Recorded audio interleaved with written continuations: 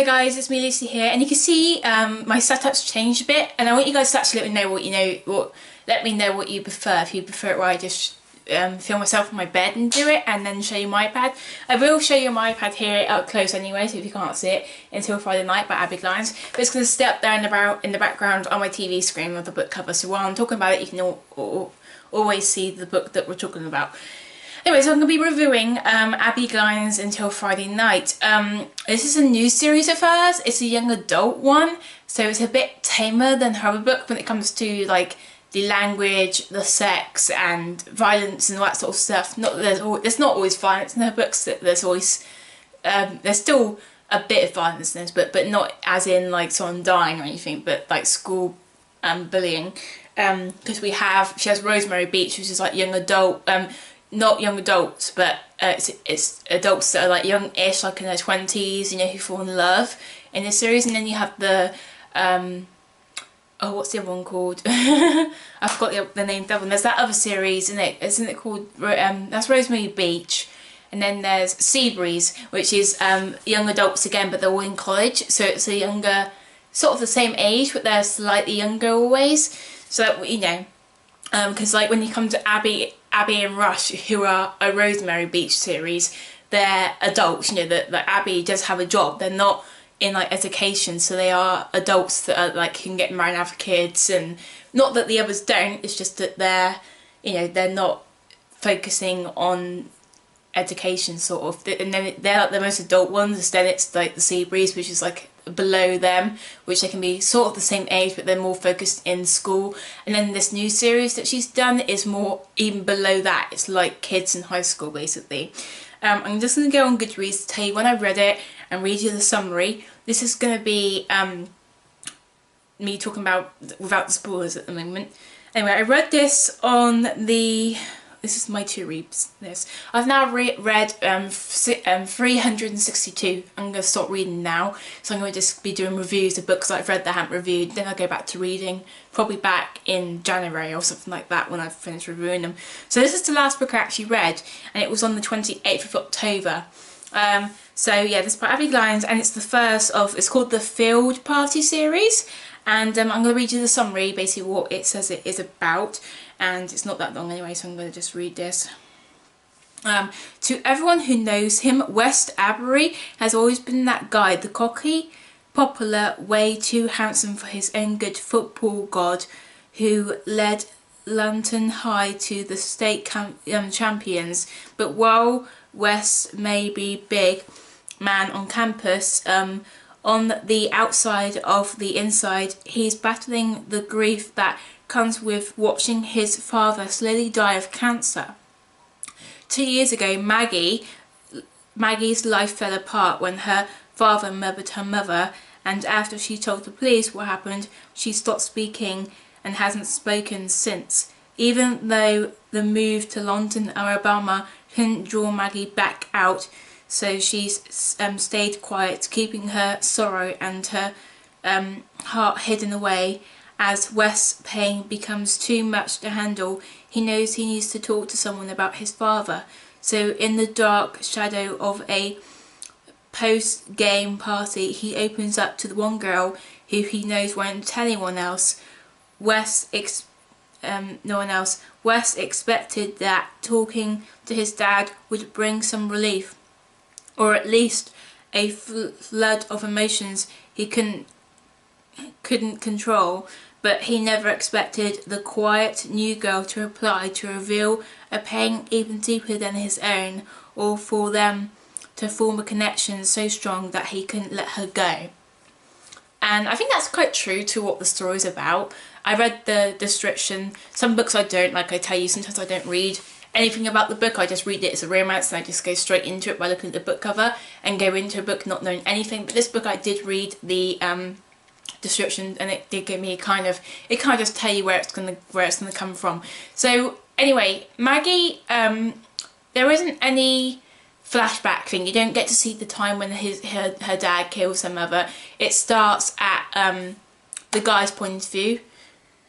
I forgot his name now. What was his name? Wes, that's it. Wes's point of view. And he has a girlfriend. I forgot her name. She wasn't a big character, but she's like the bitch. There's two bitchy girls, which Abbi Glines does always have like a bitchy girl in the books. Like in Rosemary, it's what's her name, who I hate, who's Rush's sister, who we all hate, and she had a crush on, you know. But there's always kind of like a mean girl in the book, especially when it comes to like the big couples, because there's always like a girl that gets in the way.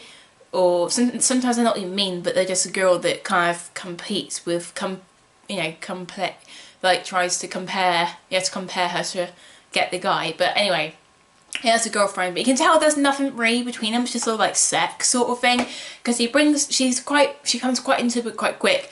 We get it from his head, you know, in chapter 1, he's telling you that his life is in hell. He's come here to the bar, to the party, to get drunk and drink. He drinks a lot more than he used to because his dad's drinking, and his mum, a lot of people don't like his mum. They're not really friendly. His mum came from as you see, you get a background story of what's going on. His mum came from a rich family, and they kind of disowned her since she got married to his dad, you know, then they had him.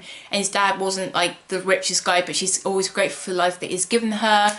And yeah, then his dad got sick and she's always taking care of him, and he hates when his phone goes off, when when it tells him he's got a text or a call, because his heart starts bumping, like racing, all massively thinking, oh shit, what's going to be wrong with my dad? Has he died? Is he coughing up blood again or something? I'm really hot in here. It's just really hot in my room. I think the heating's on or something. I don't know what's going on, but it's really hot in my room. I'm going to have to open the window in a bit. But yeah, so... And then we found out that his phone that's ringing is from his girlfriend. She's like, well, aren't you picking me up? He's like, well, I didn't know I'd pick you up. So, well, I expect you to pick me up. So even though she never mentioned to her boyfriend, I want you to pick me up for the party. This kind of goes either way for me. Not this is really important with the book, but if you're expecting your boyfriend to take you to a party, you kind of... Guys aren't very good at knowing girl signals, so it is good if they were in a proper relationship or something, that you need to kind of remind him, or, you know, ask him, you are going to pick me up for the party, right? You know, so that he knows what he's doing. Oh, right, he wants to pick you up. Okay, cool. Or sometimes, you know, if a boyfriend's really into you, he'll be like, oh, I'm going to drive you there because, you know, we're together. I'm not going to let you drive to the party on your own. But they're obviously not in love, you can tell that. He says that there's not love between us, it's just like she's a good distraction with sex, basically. West, the guy in this book, isn't one of my favourite guys. This happened with the last book I read of Abbi Glines. I read the, I can't remember what it was. It was the 4th book of the Seabreeze one, where the guy was a gigolo, and I really can't remember his name, but I didn't like him. I just really didn't want them to end up together, the couple that, you know, they end up together in the end anyway, but I just really didn't like him. And West, I don't hate him as much, I don't dislike him as much as the book I read previously, but again, I found lots of reasons why I wouldn't date him. I don't know what it is. I love Abbi Glines' romance books, but when it came to like, even like Rush, he's one of my favourite characters, you know, he's one of the most popular ones. I like him, I love him together, but even he did things that I was kind of like, that's a dick move, dude. If I was a girl and you're trying to impress me, even though he wasn't at the time, he wasn't in love with Abbi, I understand that, but when he does some things, decisions can change how people look at you and want to be with you. Like in Rush, I know this has nothing to do, but I'm just trying to prove a point. Abbi actually sees Rush with another girl, and they're like doing stuff, even though, you know, him and her weren't together or anything. If that was me, I would have never slept with Rush, even though Abbi does, and she gave him her virginity. I wouldn't have, because I've been like, that's disgusting. This guy obviously is just a player, and he just fucks everything that has a pulse, you know, and he doesn't really seem to care where he does it. You know, he is even wearing a condom or whatever, even though he, you know, it just made me think he was disgusting. He might have an STD, and I would not trust myself with him. I wouldn't date him, even though as who Rush is now with her, he's an amazing guy. But there's a lot of reasons why I would never date a guy from Abbi Glines' romance. But there's actually some of the guys I actually would date who I'm just like, I can put aside some of the things that they do, but they're not as bad as what other guys do. Wes, he didn't really do anything that was major bad, so I don't hate him as much, but there was some stuff that annoyed me, which I'll get into that in a bit, because it doesn't happen yet. So anyway, he's talking to his girlfriend, but I'm just pointing that out, but he gets upset that he's not picking her up, and he just says, well, I'm not picking you up, whatever. His mates come, and we find out that, I forgot his name. one of his best friends is Maggie's cousin, so she moved here to live with her cousin and his parents, who are her auntie and uncle, and she's taken her cousin's room, but he acts like he's actually mad about it, but he's not actually, because it's a bit funny with her, the relationship's a bit weird, he doesn't seem to be glad that she's there, but he actually is. It's really weird, like he just tries to act like he doesn't want her there, even though he kind of does. But he actually was happy that she took his room, because that meant he got the attic, and he really wanted the attic room, so whatever. And he's at this party anyway, and he sees her cousin, whatever, and he's with his mates, and none of his friends actually know what's going on. He hasn't told anyone that his dad has cancer. And then he sees Maggie across the room, and all him and all his guys, you know, Maggie's cousin's mates were all like trying to hit on her, like, oh, I've got to go and have some fun with her, blah blah blah. And Wes can't get his eyes on her, and then Maggie's cousin's kind of like, whoa, she's my cousin, she's off limits. And they're like, you have a cousin? And then he has to explain, you guys met her before, or someone did, from years ago at that party, whatever, blah blah blah. You know, and she's off limits because she's a bit messed up, and he tries to say she's kind of broken, but he doesn't actually tell them the story of why they, you know, what's wrong with her. Anyway, so nothing really happens from that. I'm just going to talk the important parts. I don't want to talk about every detail. So Wes has to end up leaving because his mum needs him, and he's gone out to the car park and he's going to go home because, you know, his dad's got cancer, so he needs to go home, and he doesn't like being out when he knows that his dad could be dying any minute, you know. So he tells his mum he loves her, and he turns around, Maggie's there, and she doesn't talk, remember, even though she can, she isn't like she's not able to talk, she just keeps quiet after what happens. And he goes and kisses her, but it's not a kiss as in, you know, he's got a girlfriend, which is a dick move.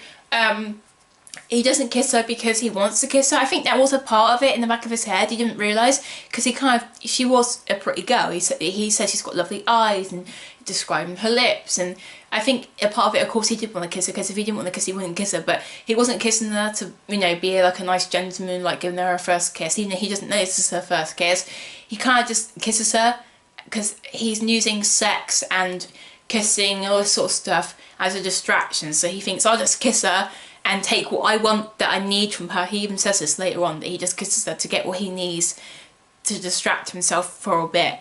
And then he just walks off like an asshole, even though he's just been told she's off limits. And Maggie really likes it. She's like, she doesn't know this guy, he has a girlfriend. She's just like, well, I just had my first kiss. This is one of the problems I have with guys kissing girls.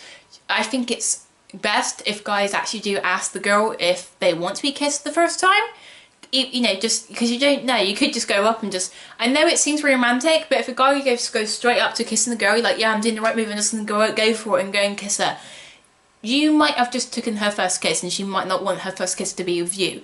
She might do, but it'd be nice if she'd be like, yeah, babe, I want you to be my first kiss, no, kiss me for the first time. It's just, it sounds like you know, for the girl losing her virginity. You don't just take it as in rape, do you? You kind of just ask, are you sure that you want this? Because I'm going to, you know, be the first guy who's going to take your virginity. It's the same for a kiss, I think. It's not as important, but I wouldn't want, I've had a kiss before, but I'm just saying, I wouldn't want some random guy just to take my first kiss without asking me first. I wouldn't be like, I didn't want you to be my first kiss.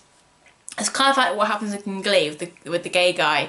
He gets this Billy like kisses him without him telling he cares, and he gets really upset. He's just like, that's my first kiss, and I got kissed by someone I didn't want to be kissed by. So just keep that in mind, guys and girls. You know, it's the same for guys as well. So that was really annoying. I didn't like that, but she was really happy. She thought about hit the kiss all weekend. She goes to school, and one of her cousin's mates kind of is like hitting on her and helping her out when she drops her bags. And there's a girl there like being a bit mean to her, like, she doesn't talk, dude. Why are you trying so hard? Blah blah blah. And she goes past this couple and sees, before this happens, she doesn't look, but she sees like this girl just like making out with this guy. And of course it's Wes, but she doesn't see him. She just like walks past it. She doesn't want to see it. And then she hears Wes' voice, and he's been quite a jerk to her, just saying mean stuff. And she's like, I recognise that voice, please don't be. And the girl who's with him is saying like babe and stuff. She realises that please don't tell me this is Wes behind me, because I recognise his voice, because he's got a girlfriend. She turns around, so you can tell it's him, and she's so mad at herself. She's like, I let this guy kiss me for the first time, and he has a effing girlfriend. oh, it's just so, and he was kind of a bit of a jerk to her, but we found out he's doing it for a reason. But in Maggie's, you know, from Maggie's point of view, you don't get that until you see it in his point of view. You're kind of like, why the hell is he doing this? He's being a jerk.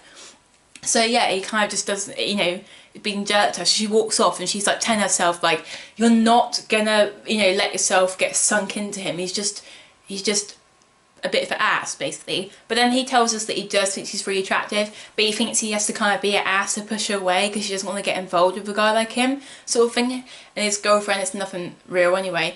And she like breaks up with him like right there, and he doesn't react to it at all, just doesn't seem to care, obviously, because he doesn't really care about it. He's just using her for sex, sort of thing. And anyway, nothing really happens.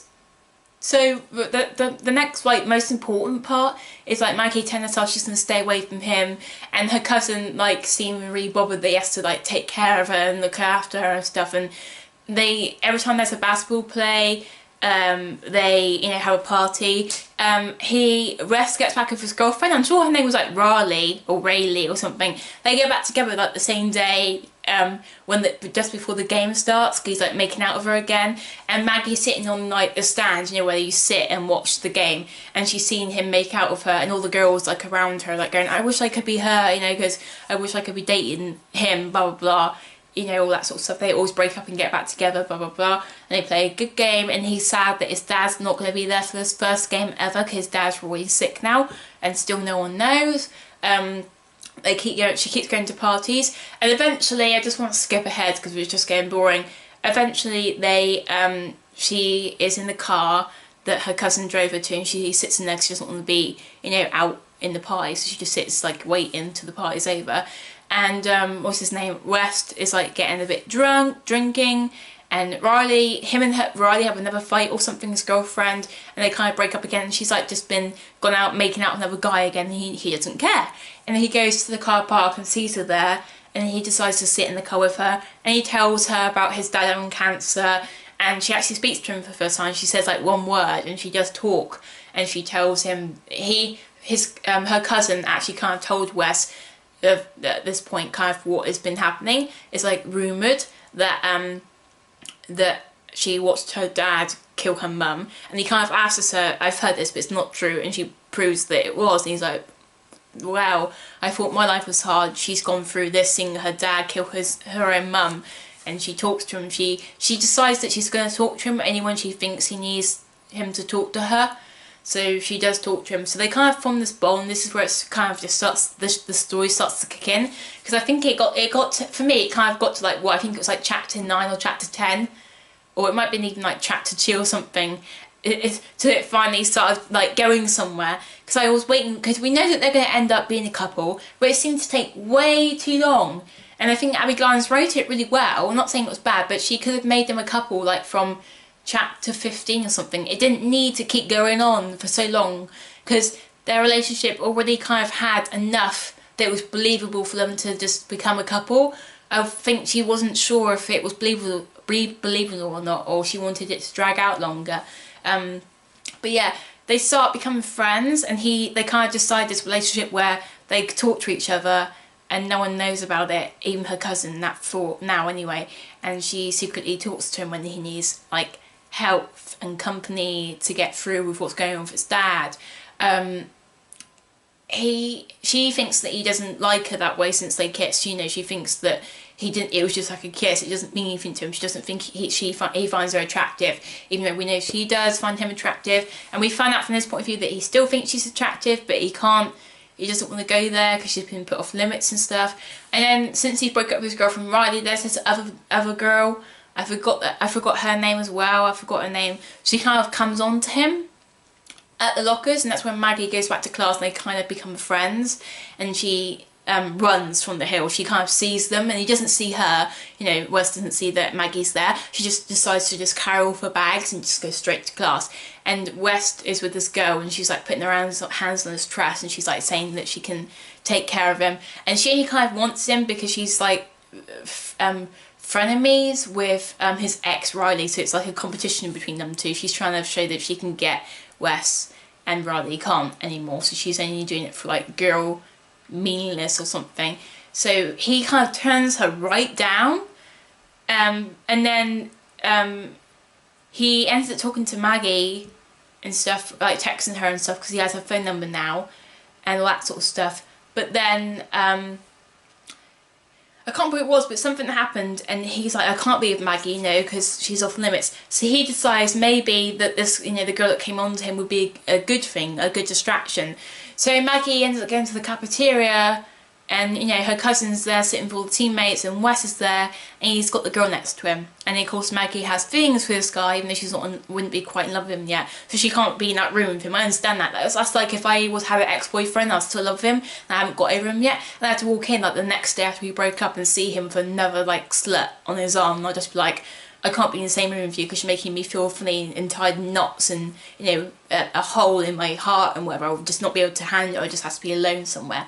So I think that's what's kind of going on with her, even though they weren't kind of a couple. But she is it's at that stage where she's kind of gone past the crush part and she's starting to fall in love with him and she can't help it.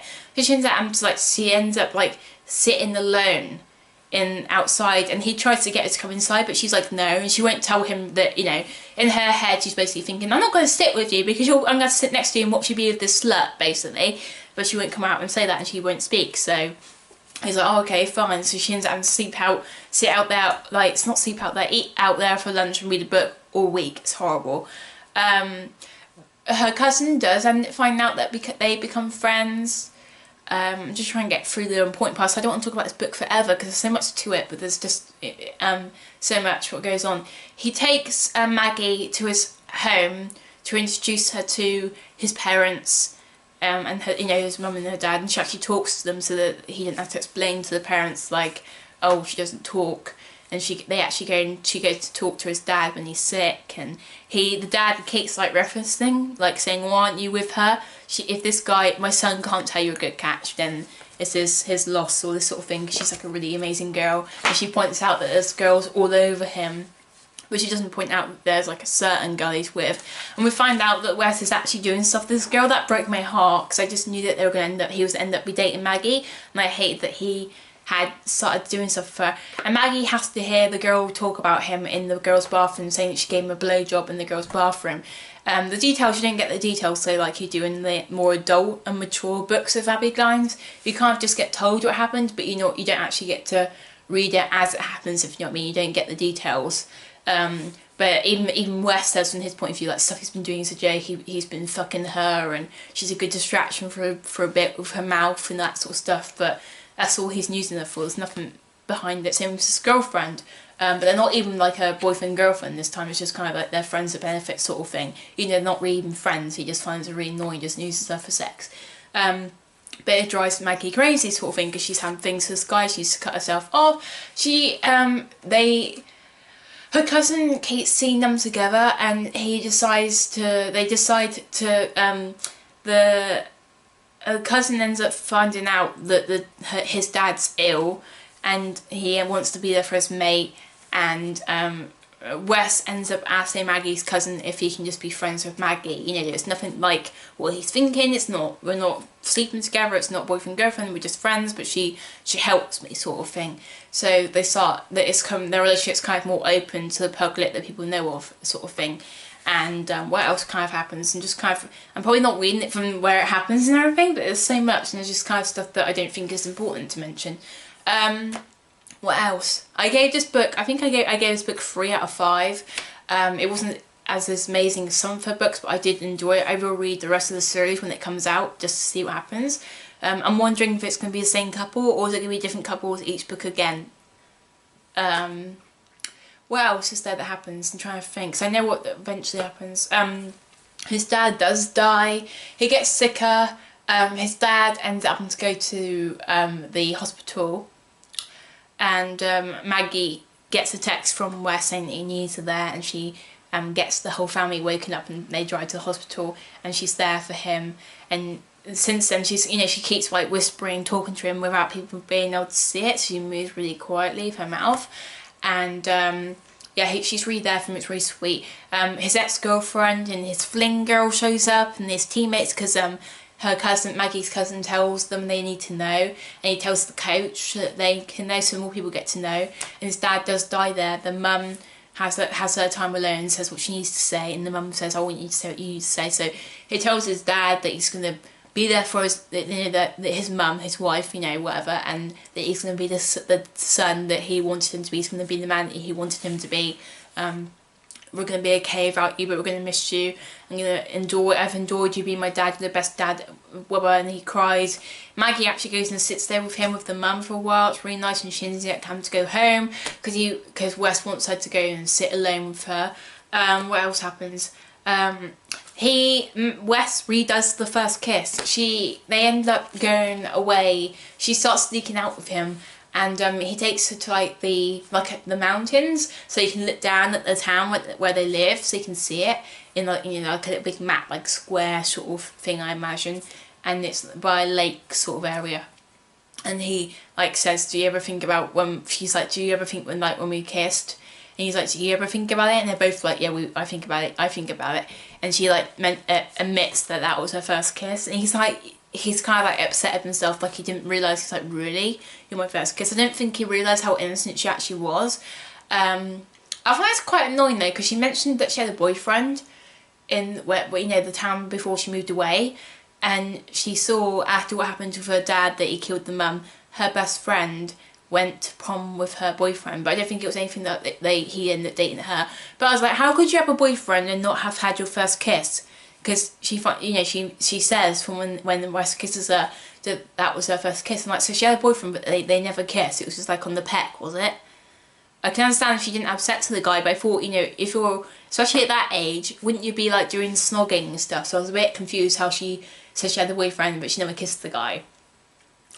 But anyway, that was a bit weird. I picked up on that. I was just kind of like, okay then, okay, just forget about that then. So he decides, he's like, that shouldn't have been your first kiss, and he actually explains that I kissed you not because I got what I needed from the kiss. You were a distraction for me, but that's not how your first kiss should have been. So he said, this is how your first kiss should have been, and he kisses her again, and he kind of pulls himself away and says that he needs to stop it here. Not telling her, but in his head, he's just like, I can't, because I've got things going on, and I'm not the man for her. I'm not the type of guy that she deserves to have, blah blah blah.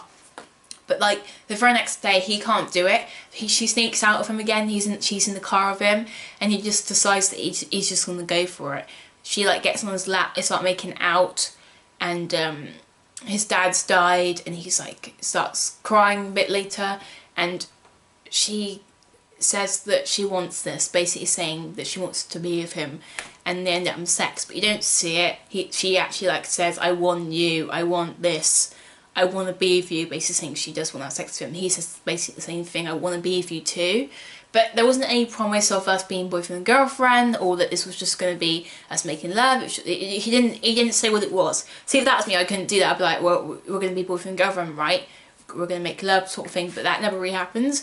You don't see the sex part, because this is for younger people, it's young adults, so you kind of get told what happens, and then he's just holding her, and he kind of cries a bit, and she's kind of confused because she's not sure if he's crying because he regrets having sex with her, or is it what she's hoping what it was in her head, that he's crying that he's lost his dad, but he's also happy crying because he's lost his dad, he's found her.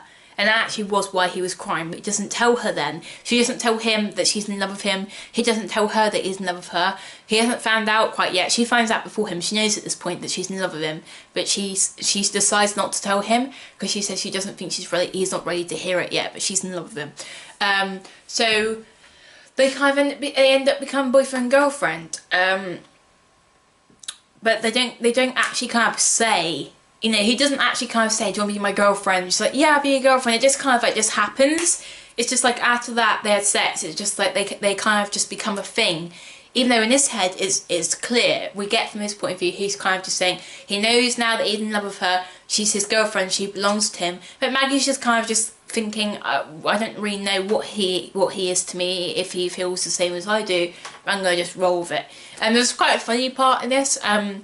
She decides she wants to wear his jersey. It's like a thing that you do if you have a boyfriend who's on the football team, even for a cheerleader or whatever, you wear your boyfriend's jersey, they normally, it's kind of a thing. If you have a jersey or a spare one, you give it to your girlfriend so that she can wear it around school, so everyone knows that, oh right, she's wearing the jersey, it says number 11 and has like his last name on or something. It's like, oh, that's Smith's girl, you know. He's made it official because he's now wearing her jersey. It's kind of like a boy's secret language to the rest of his mates. It's not really a girlfriend. We know what it means. You know, it's not, you don't just kind of just give your jersey to any girl that you're just messing around with, you know, if it doesn't mean anything. It's kind of like letting your girlfriend wear your jersey so when she walks around the high school and the halls, you've kind of, everyone can see that she's your territory sort of thing. It's a guy's thing. They like to, you know, prove that you're theirs if they really care about you, you know, that they want to prove that you belong to them without it being too controlling sort of thing.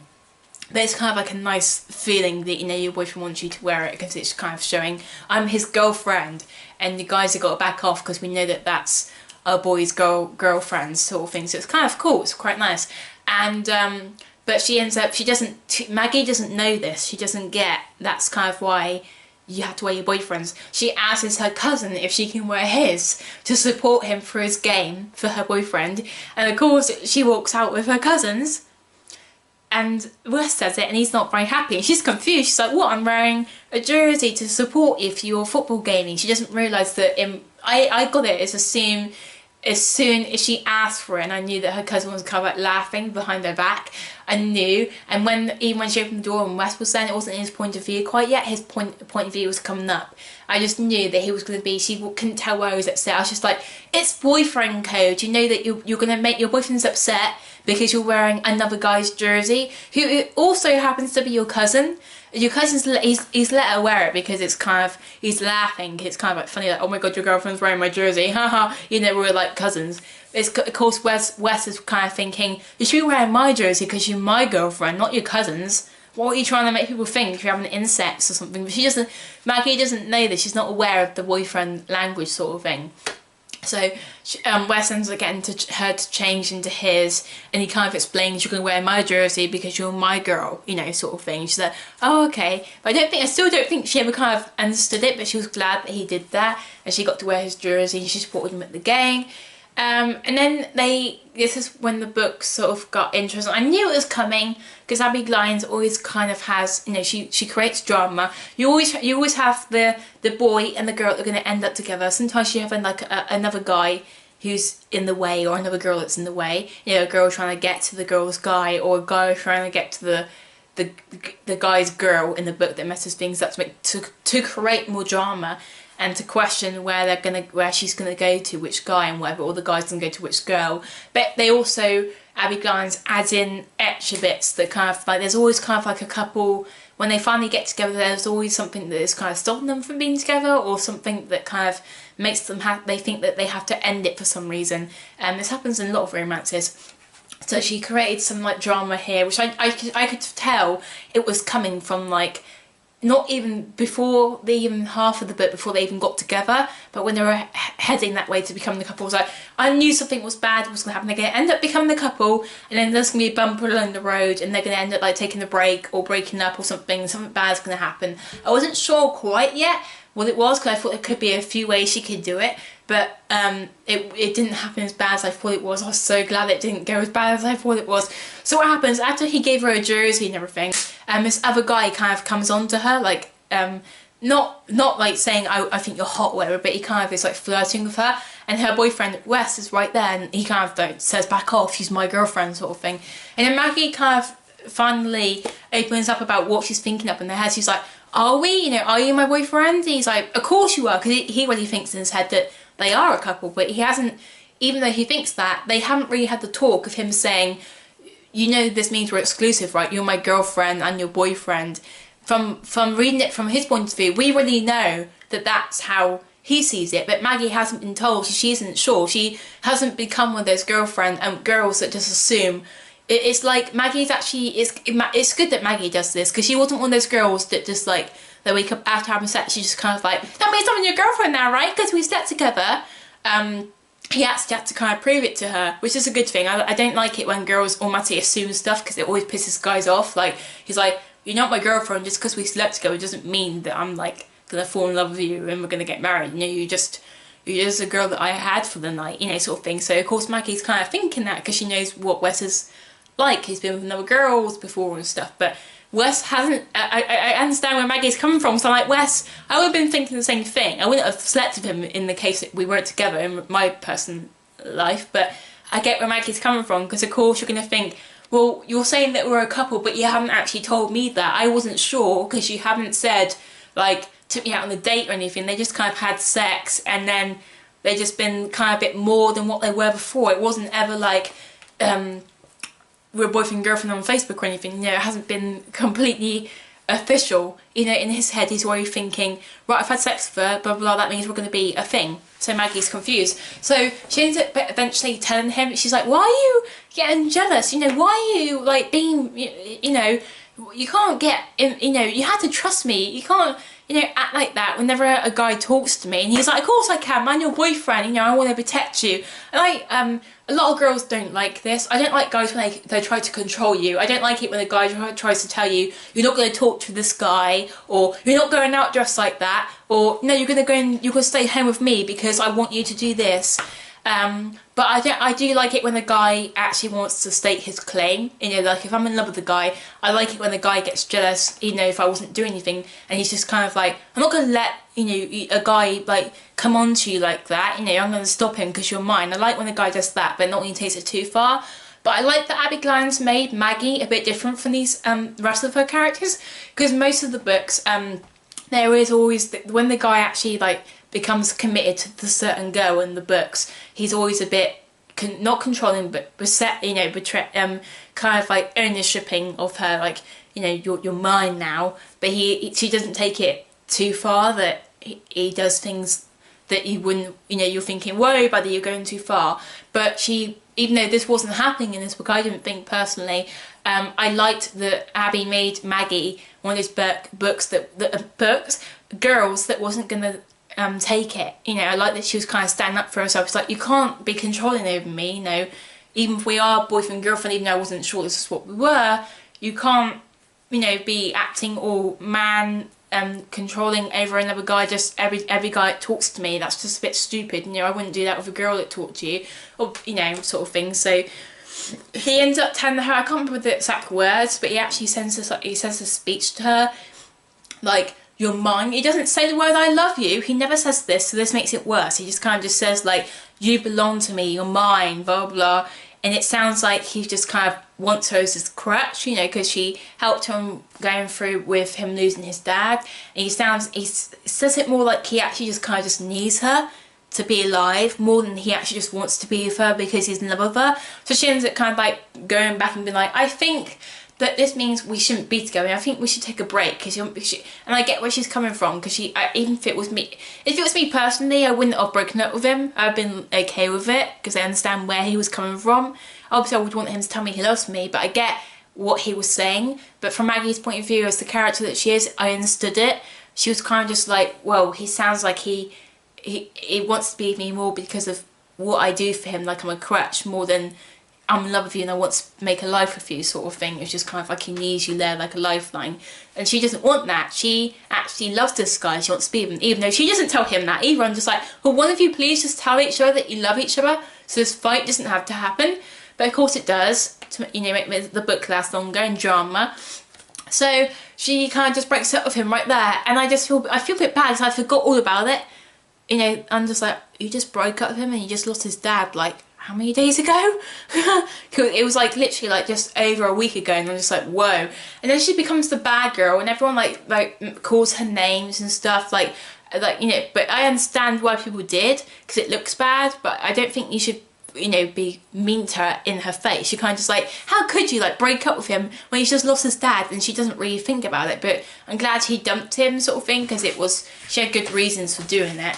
And then of course Riley, his ex, whether like beats her up, sort of thing, not physically, but she kind of like just pushes her against the locker and kind of says, you're a bitch and I'm going to take him back from you, how dare you, you know, break up with him after he loses his dad. But she's not actually beating him up because of his dad. it was just a good excuse for Riley to kind of get in her face. She had a good excuse because now she knows what she did. She can kind of use that to like get in her face.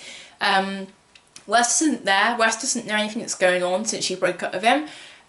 His mates have been there to like kind of help him out of his funk. I was so scared that Wes was going to go straight to like thinking I need to go and get, you know, get over it by going and getting under someone else. That never works. Don't ever think that, oh, I need to get over someone by getting under someone else. It doesn't work. It doesn't. It doesn't. It might feel good for a bit, but that's it. But he doesn't do that, thank God. His mates are always there to keep an eye on him. But I don't think it was her cousin, but it was like one of the teammates who are like friends of, you know, her cousin and Wes, like sees it, and he tells Ryan to back off. And if Wes sees you, you know, he's gonna come on to you, like, you know, what are you doing hurting her, because he cares about her, sort of thing. So he helps Maggie and helps her get to her class, and she has I think it's one of the other teammates to like escort her, so she you know, like a bodyguard to help her get her to her classes. And then Maggie's cousin ends up telling Wes what's going on, and Wes is like, what? You didn't know the whole school was talking shit about Maggie and like calling her names because she broke up with you? And Wes didn't know, and he was upset about it. And I was glad that the breakup didn't last too long. I was worried about it. So Wes ends up going to Maggie's class, and he asks the teacher if he can talk to Maggie alone for a bit. And Maggie comes out, and then he kind of says, I love this bit. It's one of the most romantic parts I've ever heard in a book. He has this like really good speech, because this happens to a lot of couples. You know, some couples are lucky enough, you know, you could be best friends with a guy and he's been in love with you, and then you end up being together and you automatically love each other, and you become a couple, and it's straight from being a couple there in love. But most of the time it's just a guy and a girl that sometimes just start being something, and it can lead to becoming friends with benefits, to a couple, falling in love and being an exclusive couple. Or sometimes it can be a person just kind of using you for something until your emotions grow into something else like love or something, so that becomes a real thing. That's kind of what he's saying to Maggie. He's like, I can't remember the exact words and sentence, but he kind of just basically said that I did use you in the beginning, you know, you were a good distraction for me to take away from the pain of what happened to my dad, but you were also a good friend, you know, but that became more. The night that we had sex together, it wasn't just, you know, just sex for me. I was crying because I lost my dad that night, but I was also crying because I was glad that I found you, the girl I wanted to be with, and that from that moment I knew that I loved you and I wanted it to be more. So he kind of tells her what happens, and he says more romantic stuff. He's like, I didn't want to ever hurt you, but you're not that for me anymore. You're not just the girl that kind of was my crutch or that helped me and, you know, was a good distraction. You are the girl that I've grown to love and, you know, have things for, and I do love you.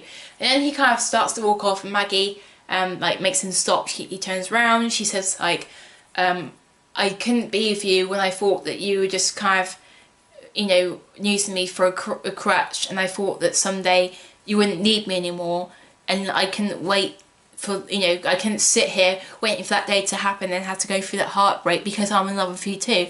So they finally make up, and he like kisses her, and he's like, thank God, and they become a couple again.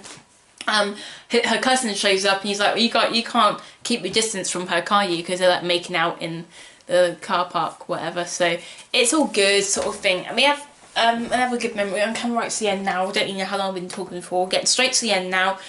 So it's all good from there, sort of thing. I thought I left that bit out as well. Even before she broke up with him, she tells Wes, because her cousin finds out that she's been talking to Wes. He finds out that this is what she is to you. She's been talking to help you through this, isn't she, about your dad? And then he tells her that she needs to, you know, end up talking again. She can't hide away from her past. She needs to be able to move on, like she's helped Wes too. So she ends up telling Wes I think it's the second time they made love in the car. They keep having sex in the car. He just promised her though that they're going to make one day I'm going to make love to you in your bed, which I really like that he said that. But she ends up telling Wes that she's going to tell her family, you know, who's now her cousin and his parents, her auntie and uncle, that she wants to talk again, but she doesn't want to talk about what happened to her mum or her dad, but we can talk about anything else.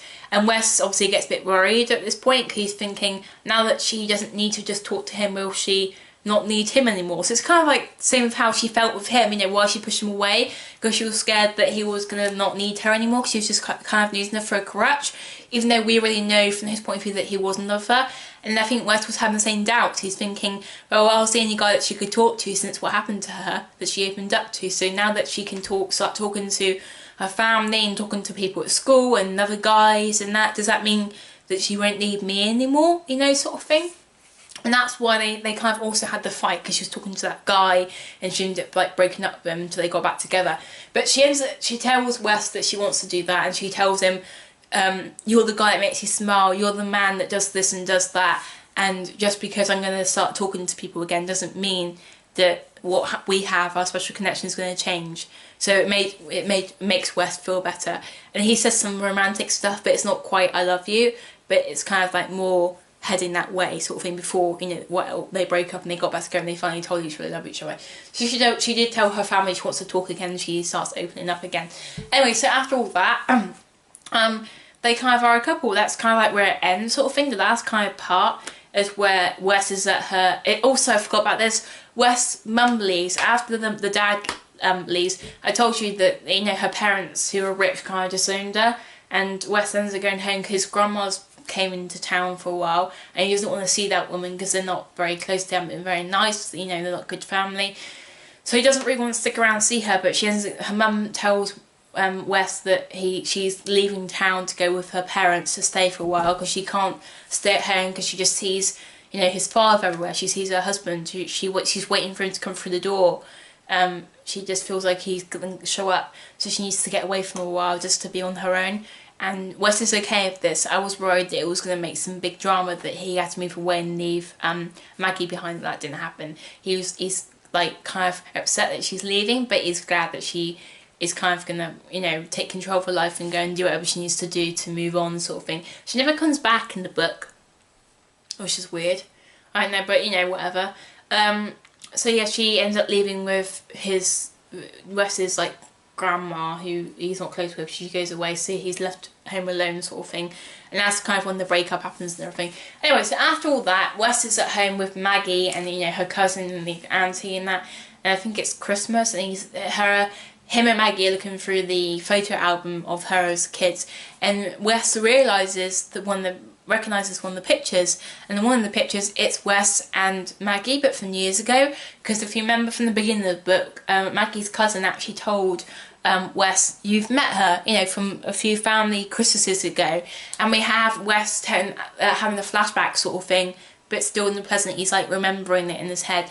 And he sees this young girl who turns out to be Maggie, but we didn't know this, and she's sitting there and she's crying, and she tells Wes that she wishes she had more Christmases like this, you know, because obviously she hasn't told Wes at this point, you know, when they first met, that her dad's abusive and horrible to her mum, and she doesn't have good Christmases, and she wishes that she does. And she says lots of this like really deep, wise stuff for her age as a kid, and Wes just really wanted to help her, and she's saying that how her parents' relationship is, and Wes is saying that he can imagine anything like that because he knows how madly in love his parents is, and he wishes that he could help this little girl. And then he kind of like tells Maggie like, it was you, and she's kind of like looking at him like, what do you mean? And then she realises like, oh my god, you were the only guy I talked to about that. So they've always had this connection even before they thought they first met and he kissed her. So that was kind of where it ended, and it was a good book. I really enjoyed it. I am going to read the rest of the series. I can't wait for the next book to come out. I think it's going to be a different couple now. I didn't think this book was as good as other Abbi's books, but I think personally it's probably because it's young adult, and I do prefer it when you have the more mature details. Not that that ruined the book for me, I did still enjoy it, but I think this book had a lot of good like messages to it, but it also just kind of didn't... there was a lot of stuff that just didn't add up. Like I said, Maggie said that she had a boyfriend. I was like, yeah, a boyfriend, but you never kissed him? How does that make sense? And like where his mum leaves town, but she never comes back. So I'm like, what, is he like paying the bills now? Or has he got the house to himself? Because that never gets told. There was a guy in the book that I didn't mention that kind of wanted to ask Maggie out. Nothing came about that. I can't remember who the other guy was. Yeah, so there was quite a lot loopholes, I would say, like loads of things that just kind of didn't make sense, and there was just kind of stuff that didn't need to be there, and stuff that didn't get explained, like his mum leaving. I'm like, so what does that mean? Is he just got the house to himself, whatever, you know, she come back, or what?